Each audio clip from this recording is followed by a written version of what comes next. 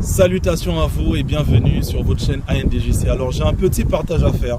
Ce passage il est basé sur l'évangile de Marc, le chapitre 4, à partir du verset 36 jusqu'au verset 41. Dans ce passage, Jésus, après avoir prêché au verset 35, dit à ses disciples, allons-y de l'autre côté du lac. Et on dit qu'il y a eu une tempête qui s'est passée. Pendant la tempête, en fait, les disciples, ils ont vu que Jésus dormait, ils ont réveillé Jésus et ils ont dit à Jésus, Maître, est-ce que tu ne vois pas qu'on est perdu, qu'on va à la perdition? Le Seigneur Jésus-Christ se réveille. Il calme la tempête, en fait. Il parle à la tempête se calme. Et ensuite, il dit à ses disciples, est-ce que vous n'avez pas encore assez de foi?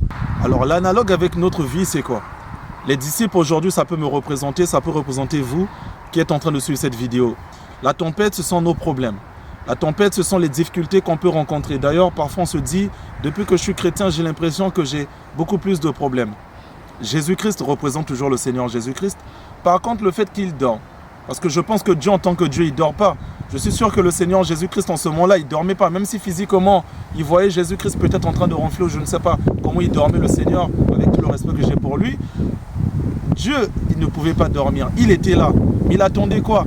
Il attendait de notre part qu'on vienne vers lui, qu'on prenne son titre de sauveur, qu'on mette ça en évidence, qu'on dise Seigneur, là, qu'on dise plutôt Seigneur, là je n'arrive plus.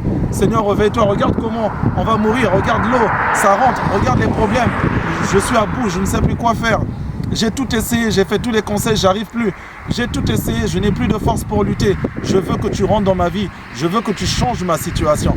Et c'est lorsqu'on aura cette attitude que le Seigneur Jésus-Christ parlera à notre problème. Analysons bien ce passage.